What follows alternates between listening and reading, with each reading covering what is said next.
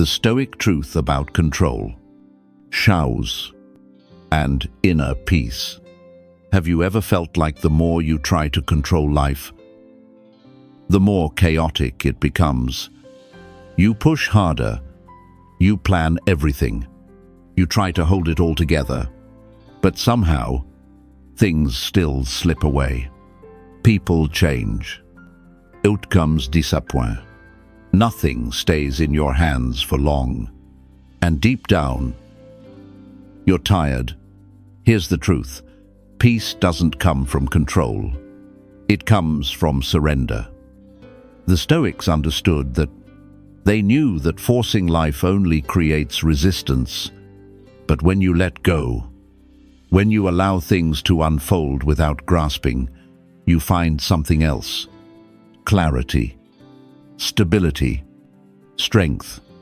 In this video, you'll learn 10 Stoic lessons to help you stop forcing what isn't meant to be and start flowing with what is. Let's begin.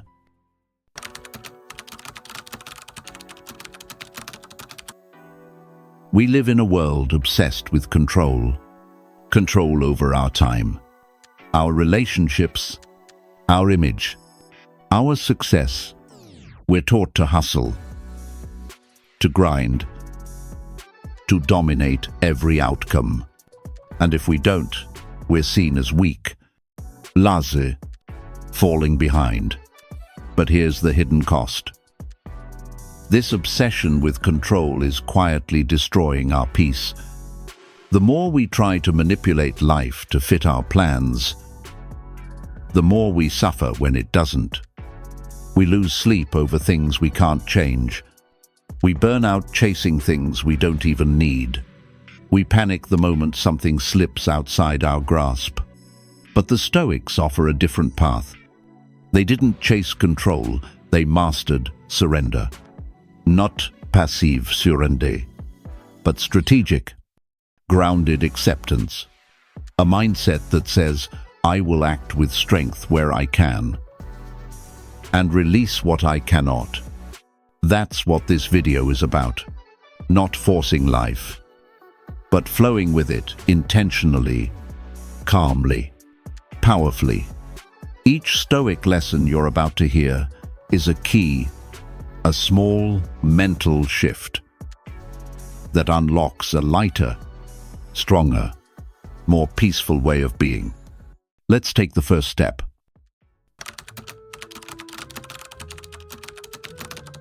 You spend most of your life everywhere but here.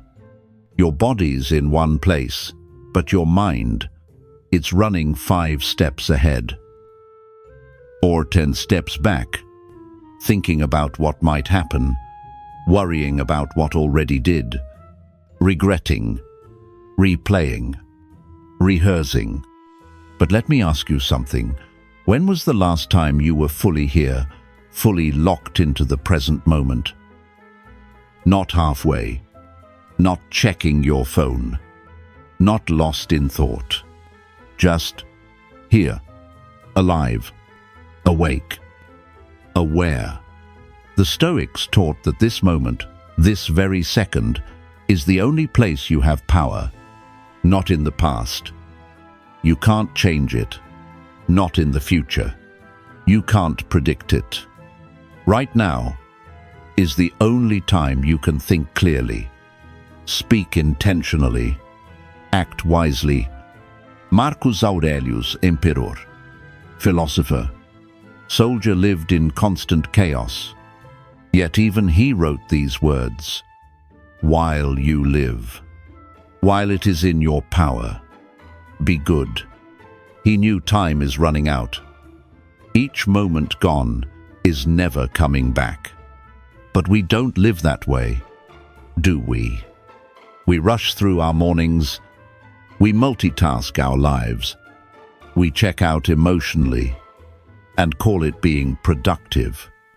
We miss the little things because we're too busy chasing the big ones. You scroll through your day, and somehow it scrolls right past you. You chase control and lose presence. You chase outcomes and forget to feel the journey. But the Stoics warned us, a man who does not live in the present isn't really living at all. And the modern world makes it harder than ever. We're surrounded by noise, notifications, distractions, content designed to pull us out of ourselves and into the chaos. Science has a name for it: mind-wandering syndrome. Nearly half of your waking life, your mind is somewhere else. Thinking about what to say next, what they think of you, what you forgot, what could go wrong. And here's the cost: anxiety, restlessness, disconnection from your own life. You're here, but not really. So how do you change that? How do you return to now? Start with your senses. Use what's real to come back to what's true. Try this. Stop right now. Take a breath and notice. What do you see? What do you hear? What do you feel in your hands, your feet, your skin? What's the texture of the moment you're in? This is called the five-sense reset. It's not mystical. It's not complicated. It's Stoic. It's practical. It works. Because when you're in your body, you can't be trapped in your head. And here's what happens when you return to the present. Your thoughts slow down. Your heart settles. The pressure fades. You start to notice things. The warmth of sunlight on your skin, the breath moving in and out of your lungs, the sound of silence. You realize peace was always available. You just weren't available to receive it. And it's not about ignoring the future or forgetting the past. The Stoics weren't naive. It's about anchoring yourself in the one moment that's actually real, so you can plan wisely, act decisively, and live meaningfully. Because presence doesn't make you passive. It makes you powerful. A warrior who's rooted in the now is clear, focused, unshakable. So start small.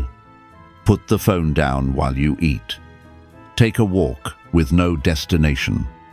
Breathe before you respond. Let go of autopilot. Step into awareness. Because the present moment is where your life actually happens. Everything else is just noise. So, if you want to reclaim your power, reclaim now. This moment, right here, is yours. Use it well.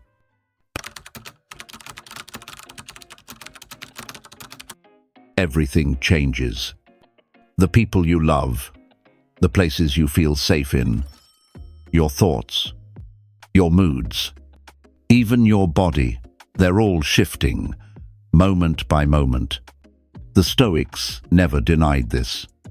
In fact, they embraced it. Marcus Aurelius wrote, "You could leave life right now." Let that determine what you do and say and think. That wasn't meant to frighten you. It was meant to wake you up, to remind you that the present is fragile, and that nothing in this world is promised. But here's the truth most people never want to face. We suffer not because things end, but because we expect them to last. We build our lives on assumptions of permanence, that relationships will always feel the same, that youth will never fade, that success, once earned, will stay forever. And then reality steps in and breaks that illusion. Suddenly, the person you loved feels distant. The job you clung to disappears. The body you trusted begins to slow down, and it hurts. Not just because it's gone, but because you weren't ready to let it go. Because somewhere deep down, You believed it would always be there. That's where suffering comes from resisting the nature of life itself. But the Stoics offered a different response. Don't fight impermanence. Understand it. Study it. Use it to live deeper, not harder. They believed that everything in life was on loan, that every person, every possession, every opportunity is something life lends you, not something you own. When it's yours, hold it with care. When it leaves, let it go with grace. That's the Stoic way. Now think about your own life. How many things have changed without your permission? A friendship that slowly faded, a parent who grew old, a love that once felt eternal, now gone. We often carry anger, guilt, or confusion when life shifts like this. But what if the shift isn't wrong? What if it's just inevitable? That's where real peace begins, not in trying to freeze the moment, but in learning how to let it flow. Let's take a relationship. For example, at first, it's fire, excitement, curiosity, connection. You feel seen, alive. But with time, that fire cools. Maybe not because of failure, but because that's what time does. People grow. People shift. Sometimes love transforms. Sometimes it fades. The Stoics would say, don't curse it. Don't cling to what was. Instead, honor what it gave you and move forward with clarity. Impermanence is not the enemy. It's the rhythm of nature. And if you need proof, look to science.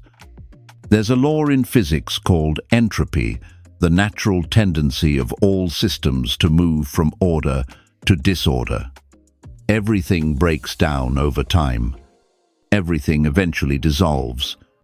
Stars, mountains, empires, egos, and yes, even the things we love most. But here's the beauty in that truth.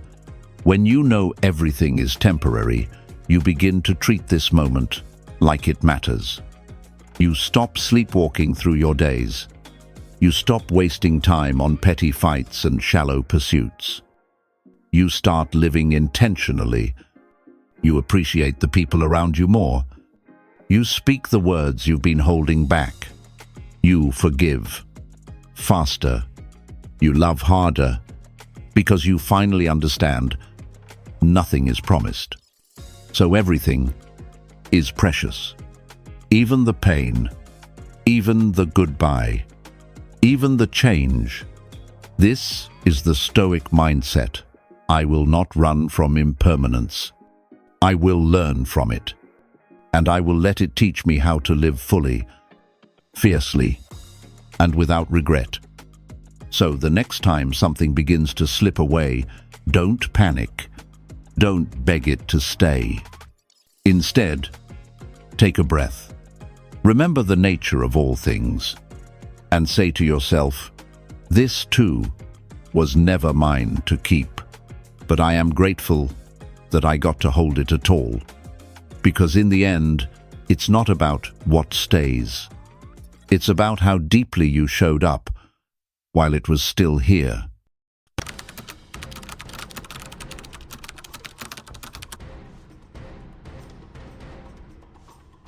Acceptance.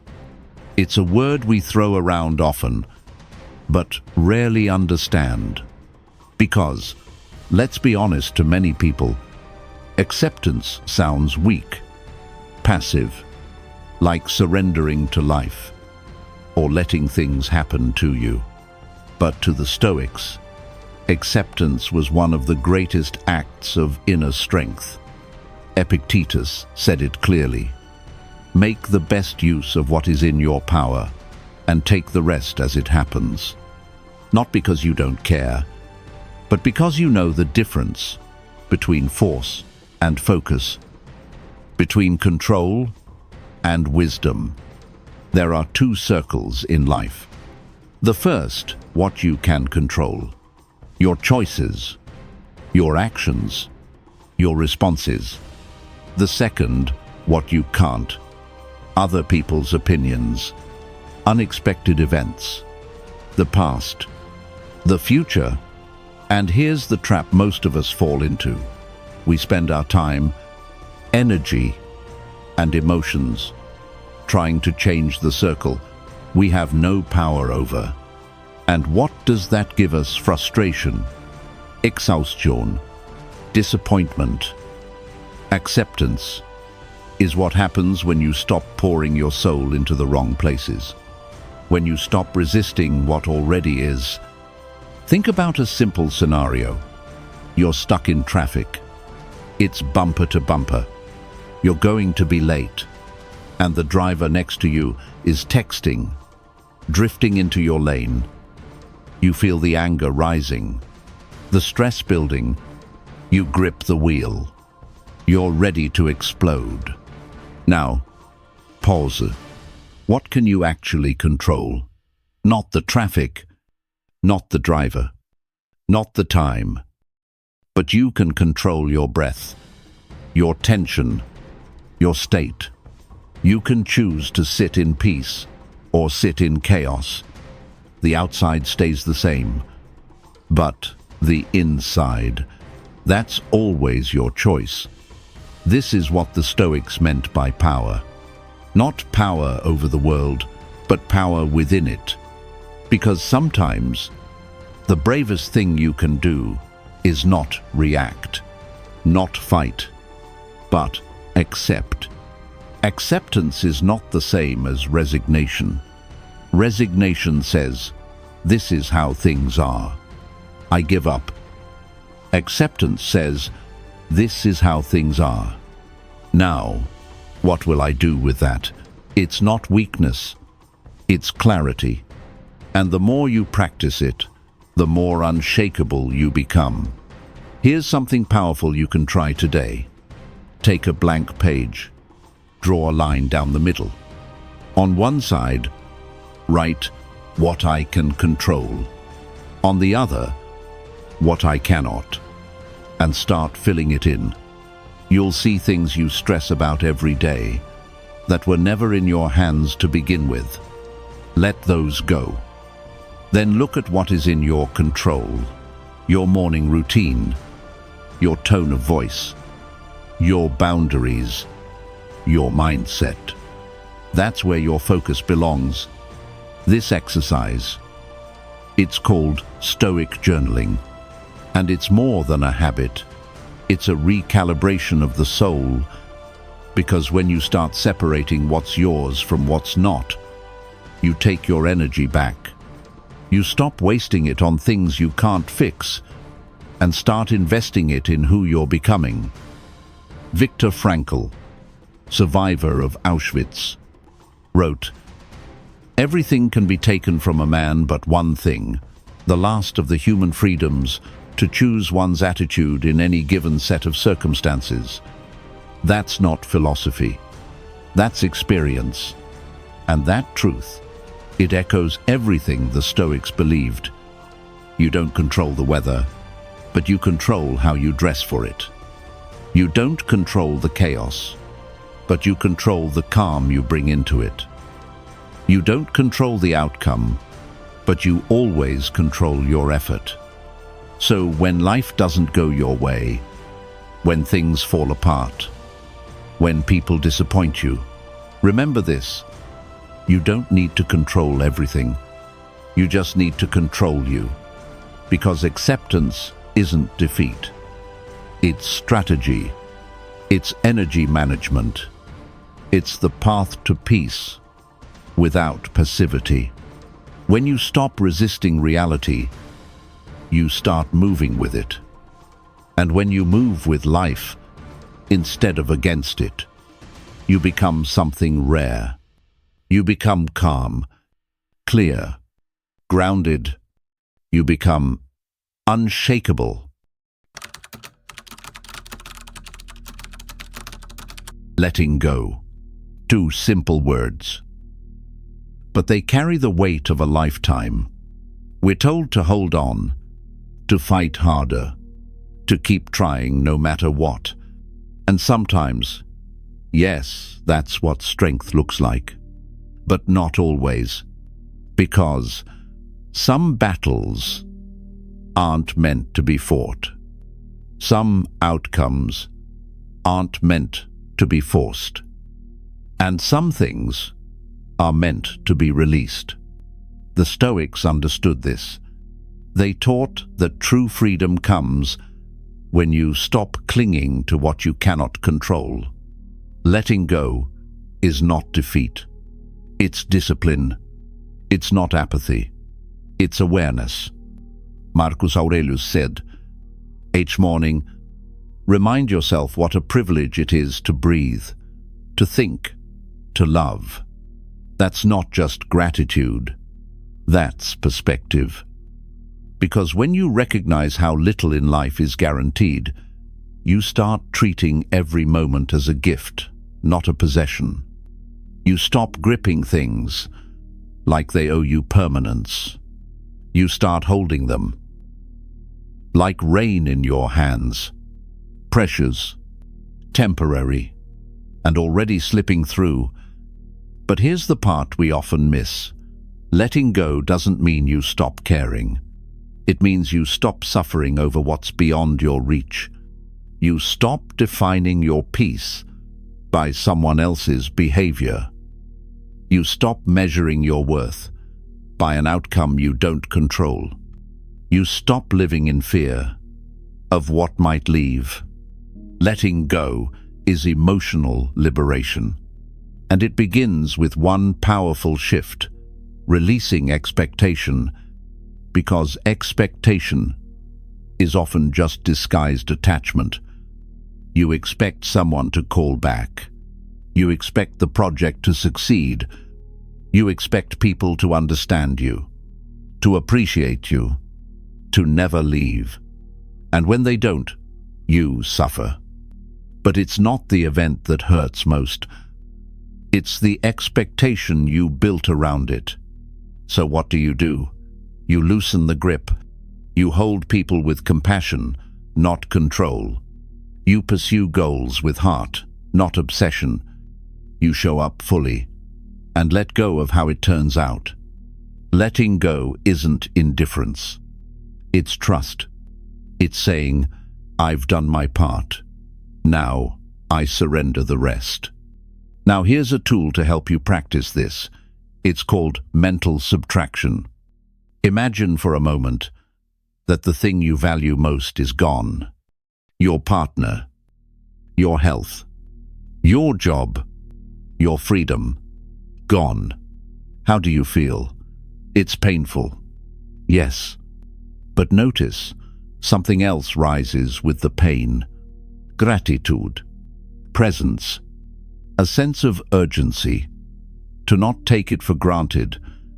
This practice is powerful because it reminds you everything you hold is fragile. And that's not something to fear. It's something to honor. You start living with appreciation, not assumption. You stop waiting for things to go wrong and start noticing what's already right.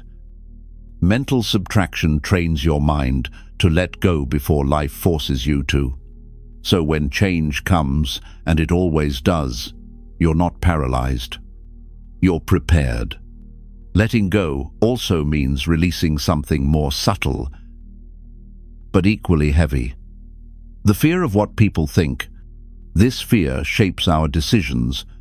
It silences our truth. It makes us shrink to fit the version of ourselves we think others will approve of. But the Stoics taught that fear is a prison, because you cannot control other people's opinions. No matter how polished you present yourself, no matter how careful your words, no matter how much you try to please, someone will still misunderstand you. Someone will still criticize you. someone will still walk away. And when your peace depends on being understood, you've handed your power to strangers. So let go. Let go of the need to be liked. Let go of the fear of being judged. Let go of the exhausting need to be seen a certain way. Start showing up as who you are, not who you're afraid they'll reject. That is real freedom. Letting go is not about erasing emotion. It's about freeing yourself from emotional enslavement. You still feel, you still love, you still try, but you stop attaching your worth to what's not yours to control. Let go of the pain from the past. Let go of the future you thought you needed. Let go of the version of yourself you've outgrown. Let go so you can live. Because when you let go, really let go, you don't lose strength. You make space for something deeper, for presence, for peace, for clarity. You're no longer driven by fear. You're guided by truth. So release what's heavy, loosen the grip, and walk forward with lighter hands and a freer heart. Mindfulness. It's become a modern buzzword, but the Stoics understood its value long before it was ever trending. Because in a world full of distractions, temptations, and noise, mindfulness isn't just a wellness habit. It's armor. It's your shield against the chaos of thought. Epictetus said it best. It's not events that disturb us, but our interpretation of them. Read that again. It's not what happens, it's what you think about what happens. It's not the email, it's the meaning you attach to it. Not the silence from someone you care about, but the story you build around that silence. And those stories, they spiral into anxiety, into resentment, into regret. Mindfulness breaks that cycle. It interrupts the spiral and brings you back to the ground. Because when you're present, you stop being pulled into imagined futures. You stop drowning in recycled pasts. You become still. You become clear. You become dangerously calm. But let's be real, mindfulness isn't easy, especially today. Your mind is trained to scatter, to multitask, to avoid discomfort by numbing, swiping, checking, escaping. But the Stoics, they trained their minds like soldiers, not to escape, but to engage fully. Here's one method they would have practiced. One you can start using right now. It's what I call Stoic micro-mindfulness. Simple, tactical, powerful. Whenever you feel triggered, anxious, or tempted to react, stop. 3 seconds. That's it. 3 seconds before you say something, before you send the text, before you snap, before you retreat. In those 3 seconds, you reclaim yourself. You observe the feeling without letting it take over. You ask, is this helpful? Is this wise? Is this aligned with who I want to be? Those 3 seconds, they are where your freedom lives. Because reaction is impulse, but response is power. It's the difference between being ruled by emotion and using emotion as data, not direction. And neuroscience backs this up. Studies show that mindfulness activates the prefrontal cortex, the part of your brain responsible for self-regulation, focus, and long-term decision-making. When you're present, you shift out of survival mode and into strategy. You go from reflex to reason, from fight or flight to clarity. Mindfulness, in this sense, is not soft. It's not just peaceful breathing in a quiet room. It's battlefield awareness. It's learning to stand still when everything in you wants to flinch. The Stoics were masters at this. They practiced attention like a discipline, noticing their thoughts, challenging their judgments, holding space between stimulus and response. Marcus Aurelius used daily journaling to confront his mind, writing out his impulses, his frustrations, his temptations, and choosing, again and again, to act from principle, not passion. You can do the same. Start small. Right now, notice your breath. Inhale. Exhale. That's presence. Notice the tension in your jaw. Release it. That's awareness. Notice the thought that just passed and let it go without grabbing onto it. That's power. You don't have to be perfectly zen. You just have to be here. Because the more present you are, the less power your fears have. The less weight your regrets carry, the more grounded your actions become.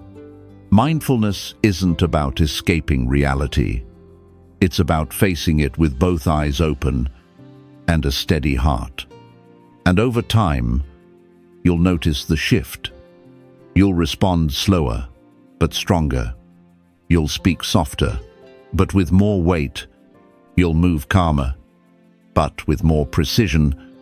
You'll stop living on autopilot and start moving like a Roman general, disciplined, measured, and in control of your internal empire.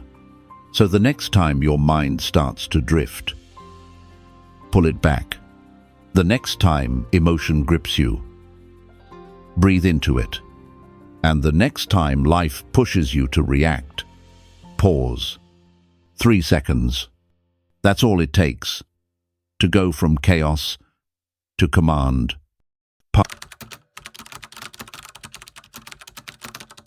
Silence. In a world that won't stop talking, it becomes your greatest advantage. Not the silence of passivity, but the silence of power, the kind that isn't afraid of empty space, because it's already full of awareness. The Stoics knew this. Marcus Aurelius would ask himself daily, is this necessary? Not just before he spoke, before he acted, before he responded. Because sometimes what isn't said speaks loudest. In a noisy world, silence is substance. In a reactive world, silence is restraint. In a manipulative world, silence is strategy. But most people fear it. They rush to fill the space, to explain, defend, impress, to respond instantly so they're not misunderstood or mistaken for weak. But here's the paradox. The person who can sit in silence without flinching is usually the strongest one in the room, because silence reveals control. Control over your mouth, over your emotions, over the story you're telling yourself. It gives you room to see clearly, not just react reflexively. And that's what the Stoics were always after. Clarity. Clarity doesn't come from more noise. It comes from stillness. So, how do you use silence? Practically, start by asking the same question Marcus Aurelius did. Is this necessary? Is this response necessary? Is this explanation necessary? Is this explanation necessary? Is this reaction adding value or just feeding ego? When you ask that question, you pause. And that pause is where transformation begins. It's what I call the pause respond, reflect method. It works like this. Pause. Instead of firing back instantly, give yourself space. Even 2 seconds. Respond. Not from emotion, but from principle, with intention. Reflect. After the moment, ask yourself, did I speak wisely or just loudly? This technique sounds simple, but in high-stakes moments, it becomes life-changing. Take a negotiation. For example, most people think negotiation is about talking, but seasoned negotiators know silence is leverage. When you go quiet, people get uncomfortable. They rush to fill the gap. They reveal more than they meant to. They soften their terms. And you gain ground not by pushing, but by waiting. Now apply that to personal relationships. A heated conversation. Tension rising. Someone says something sharp, and you're tempted to fire back. But you pause. You breathe. You don't bite. And in that moment, you just shifted the dynamic, because silence is not avoidance. It's conscious space. You're not repressing emotion. You're observing it. You're holding it long enough to choose, instead of just explode. The Stoics taught that self-mastery begins in the mind, but is revealed through the mouth. What you say, how you say it. When you say nothing at all, there's a difference between being silent and being silenced. One is fear, the other is force. Silence, used well, is not retreat, it's positioning. It says, I don't need to prove myself. I'm already solid. And here's the deeper truth. Silence is where self-awareness lives. You don't hear your inner voice in noise. You don't gain wisdom in chaos. You need space. You need stillness. You need quiet. That's why the greatest thinkers retreat inward. To review, to recenter, to reset. So, if you want to strengthen your Stoic mindset, build a ritual of silence. 5 minutes in the morning, 2 minutes before an important decision, 1 full breath before you answer. Give your words weight by making them earn their place.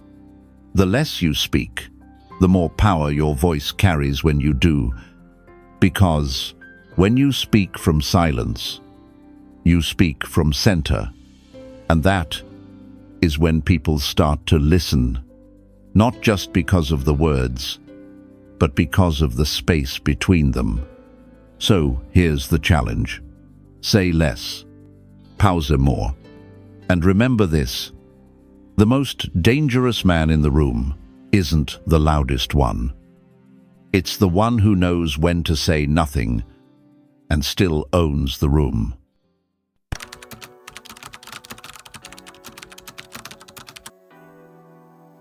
Most people live with a silent rule in their head. I'll be happy when I get there. When I hit that goal. When I get that job. When I prove them wrong. When I finally feel enough. But here's the trap. That kind of happiness, it's always postponed. Always waiting for some future condition, some external validation, some perfect outcome. And the moment you tie your joy to the result, you've already surrendered your peace. The Stoics knew this. They called it conditional happiness, a dangerous illusion. Epictetus said, wish for things to happen as they do, not as you wish them to. In other words, stop living for the finish line. Start living in the stride, because the journey, that's where life happens. Let me tell you a story. There's a man who trains in martial arts, not to win medals, not to impress, not to dominate. He trains for 10 years, day after day. Kick, block, breathe, fall, get up again. People ask him, why train so hard if you're not even competing? And he says, because through the discipline, I learned who I really am. That is the essence of this lesson. When the process becomes the reward, you're free. You stop rushing through the reps just to get the trophy. You stop measuring every step by how close it gets you to a result. You start enjoying the practice, the routine, the slow, invisible transformation. And you realize the effort itself is what's shaping you. This is what I call an effort-oriented identity. It means you define yourself not by what you achieve, but by what you're willing to give. Not by the applause you receive, but by the commitment you show when no one's watching. You become someone who takes pride in the grind, not just the glory. Think about it. The artist who paints, not to sell, but because creating brings them to life. The student who studies, not just to pass, but because they're genuinely curious about the world. The entrepreneur who builds, not only for success, but because they believe in the work. These are people who've fallen in love with the journey, and because of that, they win regardless of the outcome, even if they lose the deal, even if the results don't show yet, even if nobody notices. They keep going because the doing itself has become the reward. That's the Stoic mindset. You don't pursue something for happiness. You pursue it with happiness. You find joy in the repetition, in the challenge, in the unknown. Because if happiness only shows up at the finish line, what happens when life reroutes you? What happens when the goal shifts? When you fall short? When the prize isn't what you expected? You lose yourself. But if you're rooted in the process, you're untouchable. Because no one can take away your discipline, your effort, your progress. Let this be a shift in how you see success. It's not about arriving, it's about becoming. You want to feel proud. Don't ask, did I win? Ask, did I show up fully? Did I give what I had? Even when no one was watching. That's where peace lives. And ironically, when you let go of chasing the result, when you fully engage in the moment-to-moment grind, you often exceed the very outcome you once obsessed over. So stop postponing your joy. Celebrate the small wins. Honor the effort. Enjoy the pace, not just the progress. Because life isn't lived at the peak. It's lived in the climb. And when you fall in love with the journey, you'll realize you were already becoming who you were meant to be long before you arrived.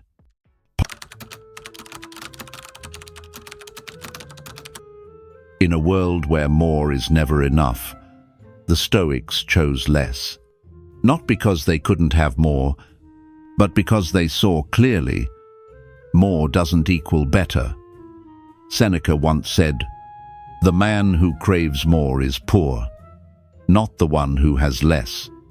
And that truth hits harder the older you get, because we've been conditioned to associate joy with achievement, with accumulation, with climbing ladders and checking boxes. But the moment you tie your happiness to what's missing, you've already stepped into poverty. A poverty of perception. You can have everything and still feel like you have nothing. Or you can have very little and still feel full. That's the Stoic secret. And it begins with one shift. Stop asking life to be bigger. Start learning to see deeper. Because joy isn't found in the next promotion or the next big win.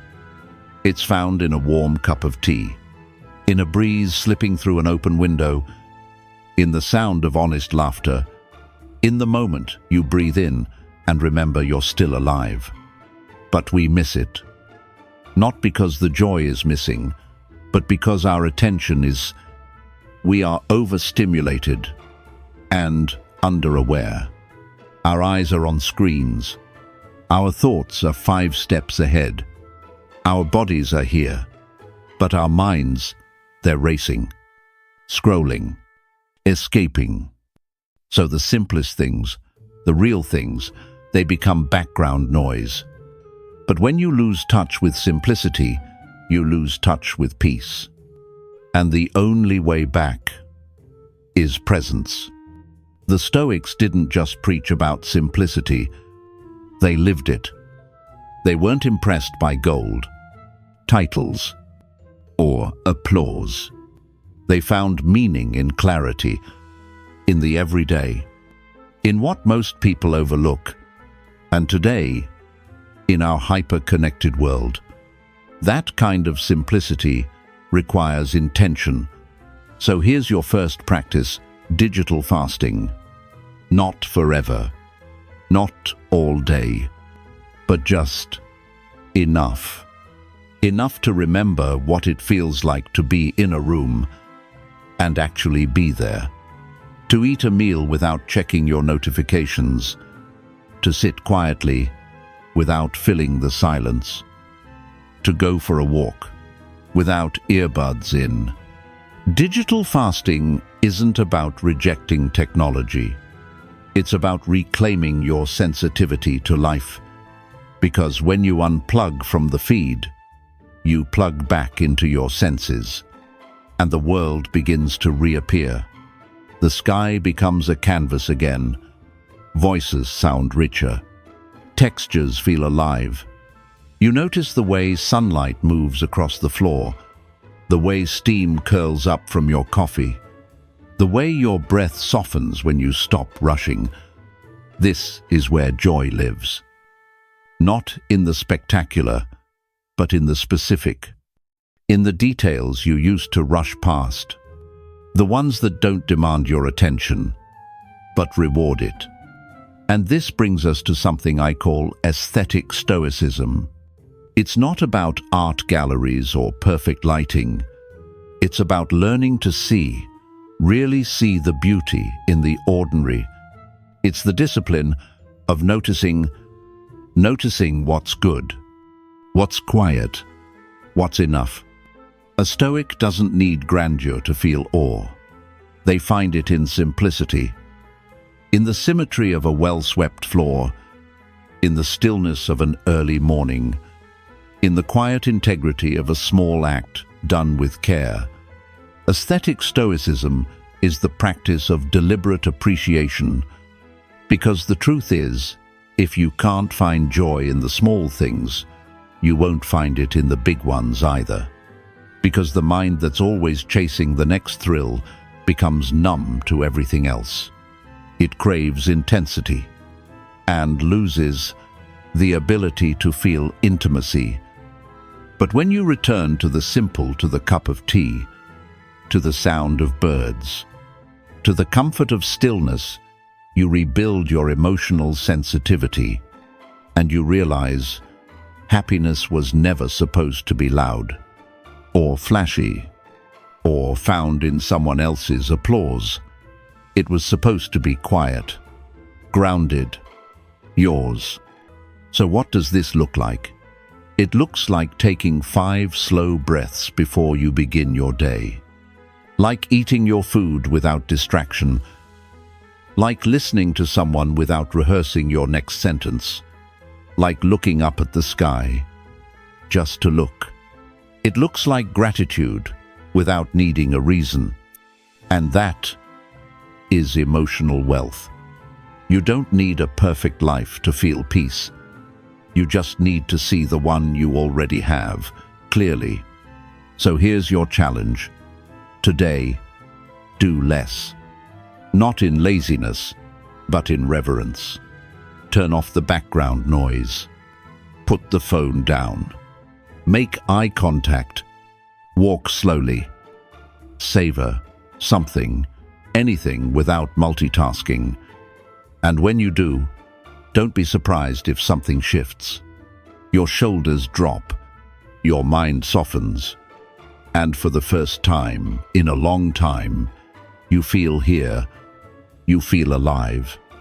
And in that moment, you'll understand the richest life is the one that finds joy in what others overlook. Gratitude isn't just a feel-good habit. It's a way of seeing, a philosophy, a lens that sharpens everything. But in today's world, we've misunderstood it. We treat gratitude like a motivational sticker, something you say when you should feel good. But to the Stoics, gratitude wasn't fluff. It was a discipline. Seneca said, "He is a wise man who does not grieve for what he has not, but rejoices for those things which he has." Let that settle for a second. True wisdom is not found in craving more, but in appreciating deeply what's already here. Because without gratitude, nothing is ever enough. And with it, even the smallest things feel abundant. But here's the truth. Gratitude isn't automatic, especially not today. We live in a world of constant comparison. One scroll, and suddenly, you're behind. Behind on success, behind on lifestyle, behind on the made-up scoreboard of enough. And in that space, it's easy to slip into something more dangerous. Entitlement. Entitlement says, "I deserve more." Gratitude says, "I already have more than I need." Entitlement creates frustration. It asks, "Why don't I have what they have?" Gratitude creates peace. It says, "Wow, I have this." Entitlement breeds resentment. Gratitude breeds joy. And the difference isn't your income, or your status, or your surroundings. It's your perspective. That's why the Stoics practiced gratitude daily, not when things were easy, but especially when they were not. They knew gratitude doesn't erase pain, but it grounds you. It doesn't deny difficulty, but it reframes it. It reminds you, yes, this is hard, but I still have breath. I still have choice. I still have something to be thankful for. And that shift, it's everything. Because when life feels heavy, gratitude makes it manageable. When your mind spins into what's missing, gratitude brings it back to what's present. And over time, it trains your brain to look for what's working, not just what's broken. Here's a simple but powerful technique: the evening gratitude rewind. At the end of each day, right before you close your eyes, write down 3 things you're grateful for. Not the big stuff, the small, overlooked details. Maybe the smell of coffee in the morning, the text from a friend, the way the light hit your wall at sunset, or just the fact that you made it through a hard day. You don't need to overthink it. You just need to notice, because gratitude is like a muscle. The more you use it, the more your awareness expands. And before long, you'll start seeing beauty where others see routine, blessings where others only see burdens. You'll wake up not thinking about what you lack, but grounded in what you have. Not in a toxic, forced positivity way, but in a clear way, because the truth is, gratitude isn't about ignoring pain. It's about balancing it with perspective. You can hold both at once, the struggle and the strength. Gratitude says, "This moment is hard, but it's not empty. I'm still breathing, still growing, still blessed, even when it doesn't feel like it." And when you start seeing life through that lens, everything changes. Conversations feel richer.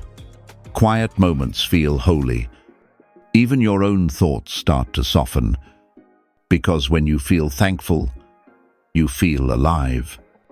So if you take nothing else from Stoicism, take this: a grateful mind is an unshakable one, because it can't be bought. It can't be broken by comparison. It doesn't need more to feel whole. It simply sees what's already here. So tonight, before you sleep, rewind your day. Look for the 3 things. Write them down. Feel them fully.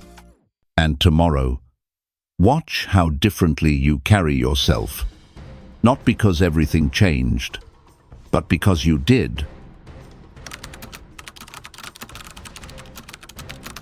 Solitude. To some, it feels like emptiness. To others, it feels like freedom. But to the Stoics, it was sacred. A place not to escape life, but to enter it more fully. Marcus Aurelius, ruler of the Roman Empire, once wrote, "Nowhere can a man find a quieter or more untroubled retreat than in his own soul." Let that land. The emperor surrounded by soldiers, advisors. Chaos didn't search for peace in power, but in presence. He didn't run from solitude. He ran to it. Because solitude is not the absence of people, it's the presence of self.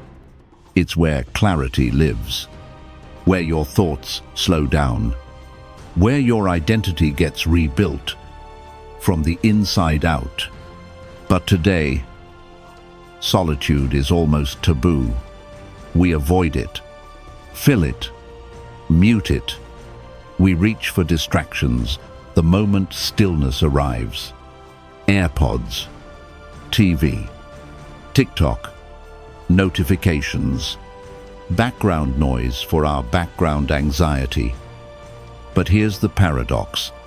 The more we avoid solitude, the more we lose ourselves. Because if you never sit with your thoughts, you forget what you actually think.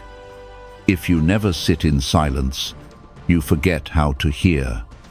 And if you're constantly surrounded by noise, even if that noise is pleasant, you slowly drown out the signal of your own soul. The Stoics believed that time alone wasn't wasted.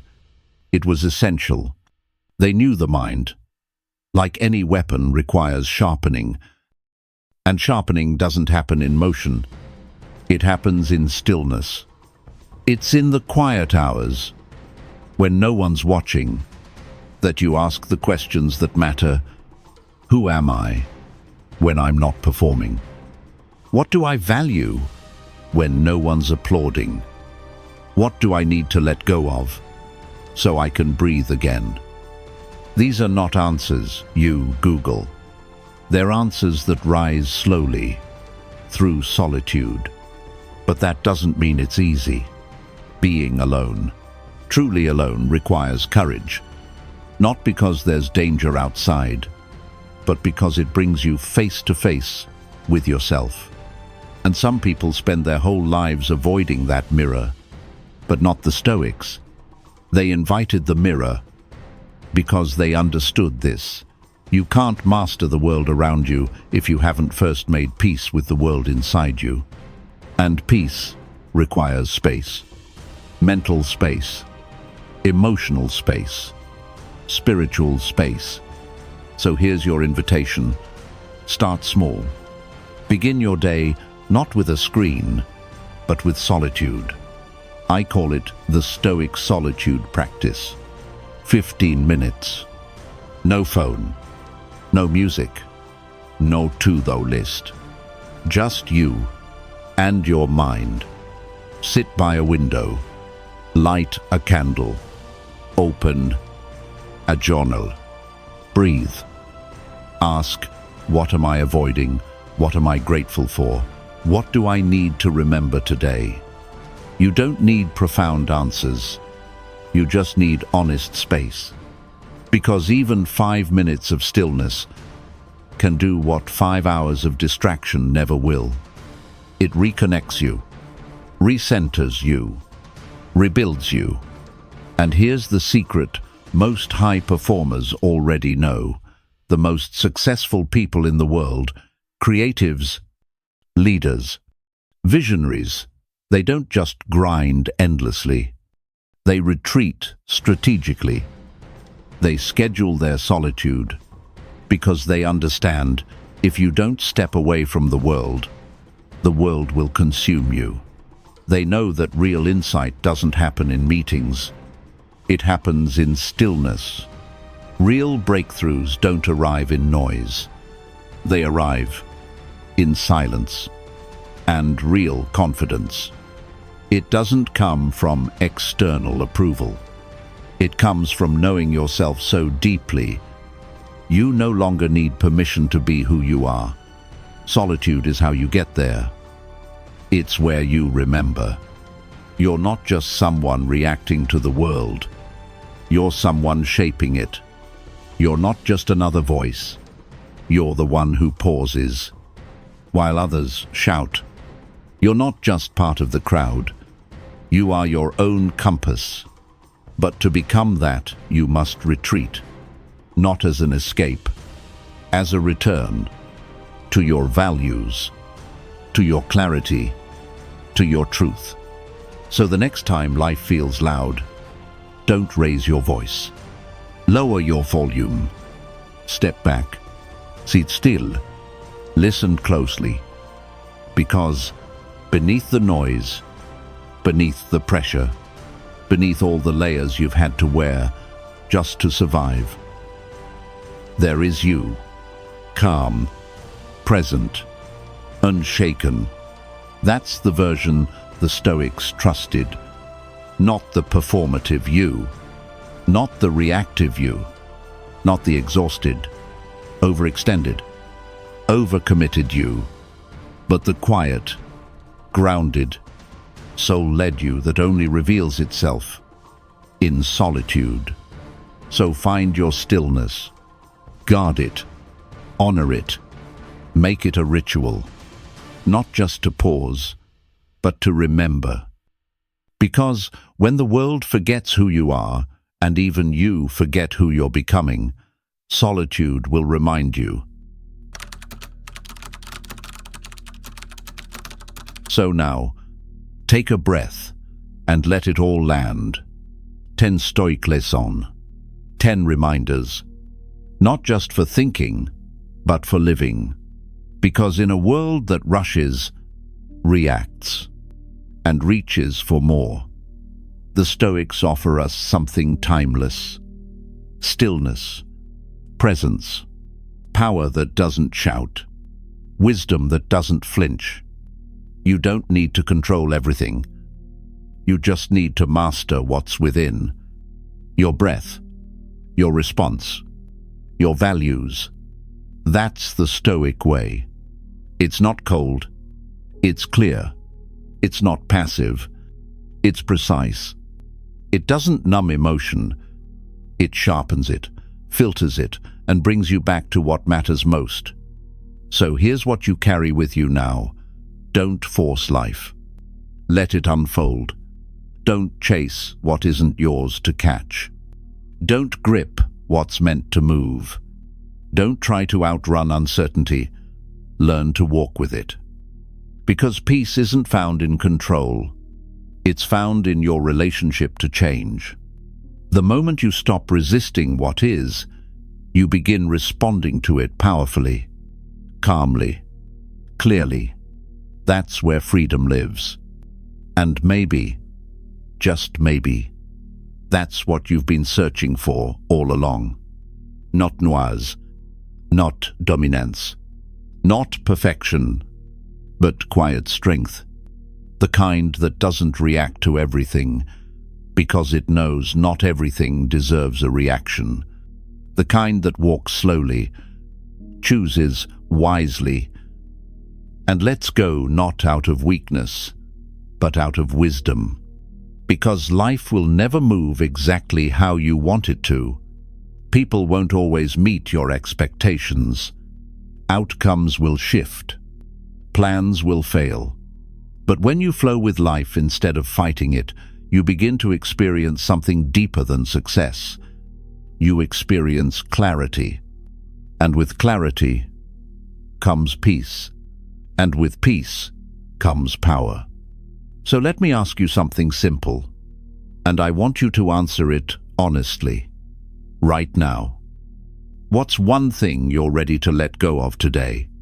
Just one. A thought you keep recycling. A grudge you've been feeding. A version of yourself you've outgrown. Name it. Breathe into it. And release it. You can write it down. You can speak it out loud. Or better yet, share it in the comments. Because sometimes the first step to letting go is just being brave enough to say, I don't need this anymore. That's how healing starts. That's how power returns. And if this message found you at the right time, if something in you shifted just a little during these past few minutes, then don't let it end here. Stick around. There's more to explore, more ancient wisdom to uncover, more tools for modern strength, more of yourself to discover beneath all the noise. So hit that subscribe button, not just to support this channel, but to support yourself. Because you don't just need more content, you need more clarity, more intention, more reminders that you're not alone on this path. We're building something here, a quiet rebellion against chaos, against distraction, against the noise that tells you you're never enough. This is a place for those who want to live slower, but deeper, simpler, but stronger. So come walk this Stoic path with us, one thought at a time, one breath at a time, one lesson at a time. Until next time, stay grounded, stay present, stay powerful even in silence. And above all, be the calmest person in the room. Not because life is easy, but because you've trained for it. We'll see you in the next one.